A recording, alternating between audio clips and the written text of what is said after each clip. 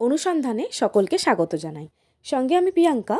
আজকে আমাদের অনুসন্ধানের ক্যামেরা পৌঁছে গেছে টলিগঞ্জ এরিয়ার 3টি বিখ্যাত মন্দিরের স্থাপত্য, ইতিহাস ও বিভিন্ন কাহিনী বিবরণের জন্যে। এই ভিডিওটির মধ্যে দিয়ে আপনারা এই 3টি মন্দির দর্শনের সাথে সাথে জানতে পারবেন এই মন্দিরের বিভিন্ন ইতিহাস সম্পর্কে। সর্বপ্রথম যে মন্দিরের ছবিটি আপনাদের সামনে তুলে ধরেছি সেটি হলো টালিগঞ্জের করুণাময়ী মন্দির। করুণাময়ী কালী মন্দির দক্ষিণ কলকাতার এক ঐতিহ্যবাহী ও জাগ্রত মন্দির।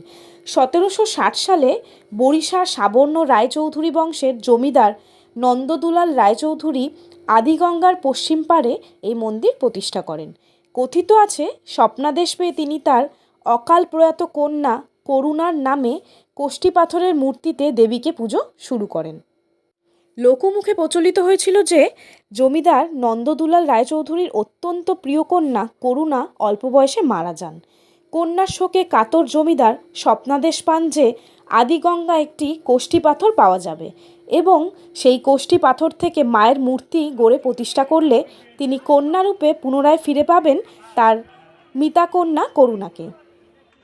উদ্ঘাট সংলগ্ন আদিগঙ্গার তীরে বর্তমান টালিনালা এই মন্দির প্রতিষ্ঠা হয়, যা পরে একটি প্রাচীন জনপদে পরিণত হয়।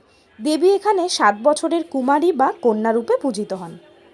দীপান্বিতা কালী পুজোর রাতে এখানে বিশেষ রাজবেশে মায়ের পুজো হয় এবং কুমারী পুজো অনুষ্ঠিত হয়।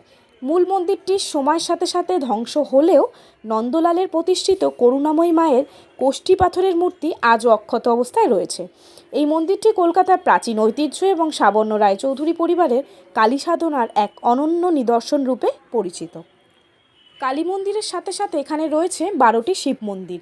এছাড়াও গণেশের মন্দিরও রয়েছে, যা মন্দির চত্বরকে আরও সুপ্রতিষ্ঠিত করে তুলেছে।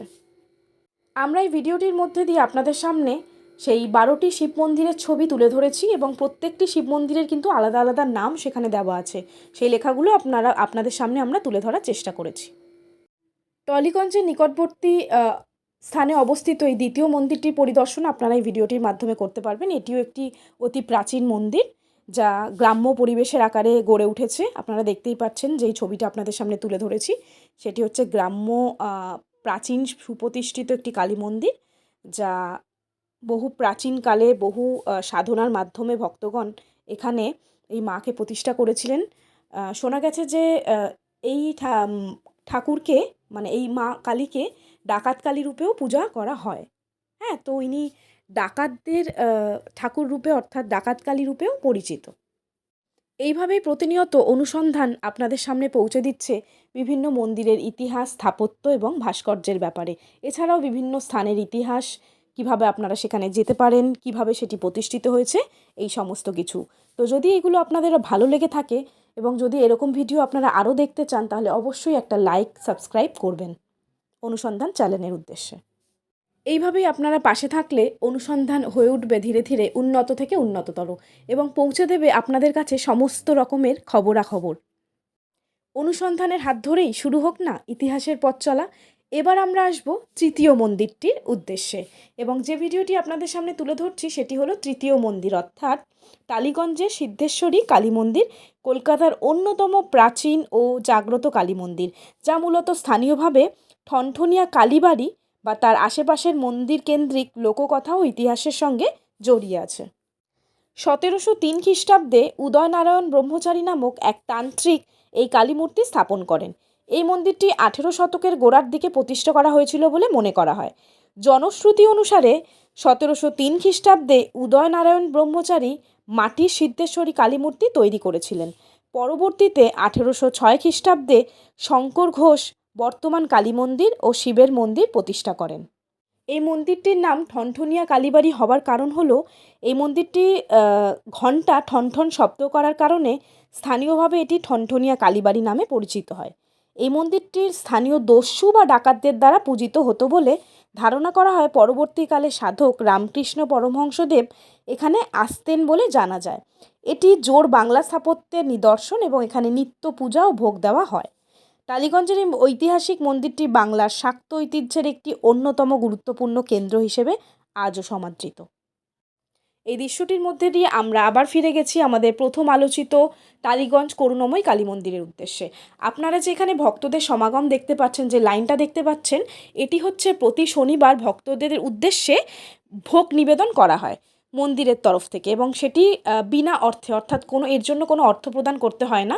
শুধু আপনারা মন্দিরের কাউন্টার থেকে একটা কুপন গ্রহণ করবেন এবং তারপরে লাইনে দাঁড়ালেই আপনারা সেই মায়ের ভোগ গ্রহণ করতে পারেন। এবং এই ভোগ প্রদানটা চলে 12টা থেকে 3টে পর্যন্ত প্রতি শনিবার। এছাড়াও কালী পুজোর দিন এখানে মায়ের ভোগে থাকে লুচি, ছোলার ডাল, নানা রকম সবজির তরকারি, পোলাও, খিচুড়ি, পায়েস, চাটনি। এছাড়া করুণাময়ী বাজারে ওই দিন যত রকম মাছ আসে, প্রায় 10 রকম মাছের পদ মাকে নিবেদন করা হয়।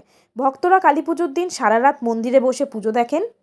সুতরাং এটি হচ্ছে মা যেহেতু কন্যা রূপে এখানে পূজিত হন, তাই এই মন্দিরে মাকে 10 রকমের মাছ নিবেদন করা হয়। আশা করছি এই ভিডিওটির মাধ্যমে আমরা আপনাদের সামনে যে তথ্যগুলি তুলে ধরলাম তাতে আপনারা ভীষণভাবে উপকৃত হবেন, এবং অবশ্যই এই টালিগঞ্জ এরিয়ায় অবস্থিত এই 3টি মন্দির একবার ঘুরে দেখবেন, এবং এর ইতিহাস সম্পর্কে আপনারা তো জেনেই গেছেন। অবশ্যই এই মন্দির 3টি ঘুরে দেখার জন্য অনুরোধ রইল, এবং যদি এই ভিডিওটি আপনাদের ভালো লেগে থাকে অবশ্যই একটা লাইক, সাবস্ক্রাইব করবেন। এই 3টি মন্দির পরিদর্শনের জন্য আপনাদেরকে আসতে হবে টলিগঞ্জ মেট্রো স্টেশন, যা মহানায়ক উত্তম কুমার নামে পরিচিত। সেই মেট্রো স্টেশনে এসে যদি কেউ মেট্রো করে আসতে চান বা বাসে করে আসতে চান, টলিগঞ্জ স্টেশনে নেমে সেখান থেকে একটি অটো ধরে আপনারা অটোতে উঠে বলবেন যে আমরা করুণাময়ী কালী মন্দির যাব। তো করুণাময়ী কালী মন্দিরের ওখানে নামালেই আপনারা ওই মন্দিরের চত্বরেই প্রথম আলোচিত যে মন্দিরটি নিয়ে আপনাদের সামনে বললাম, করুণাময়ী কালী মন্দির, সেটা পেয়ে যাবেন। এবং তারপরেও যে মন্দির দুটো সম্পর্কে আপনাদের বললাম সেটিও ঠিক আশেপাশেই আপনারা পেয়ে যাবেন। একটু খোঁজখবর নিয়ে জিজ্ঞেস করলেই আপনারা পরপর 3টি মন্দিরই কাছাকাছি পেয়ে যাবেন। এবং অবশ্যই শনিবার দেখে এই মন্দির পরিদর্শনের জন্য যাবেন, এবং সেখানে মায়ের যে ভোগ বিতরণ করা হয় ভক্তদের উদ্দেশ্যে, সেই ভোগ গ্রহণ করবেন। তো এখানেই আমাদের ভিডিওটা আজকে শেষ করছি। যদি ভালো লেগে থাকে তাহলে অবশ্যই একটি লাইক এবং সাবস্ক্রাইব করবেন, এবং যদি নতুন কোনো জায়গার সন্ধান বা নতুন কোনো কিছু আপনারা জানতে চান, যে এই জায়গার ইতিহাস আপনারা জানার দরকার আছে বা জানার প্রয়োজন বা আপনাদের জানতে ইচ্ছে, তো অবশ্যই সেটার জন্য একটা কমেন্ট করবেন। আমরা অবশ্যই আপনাদের সামনে সেই সমস্ত জায়গার ইতিহাস, সন্ধান এবং পরিদর্শন দুটোই, 3টে জিনিসই একসাথেই করে আপনাদের সামনে তুলে ধরার চেষ্টা করব। তো ভিডিওটা আজকে এখানেই শেষ করছি। ধন্যবাদ।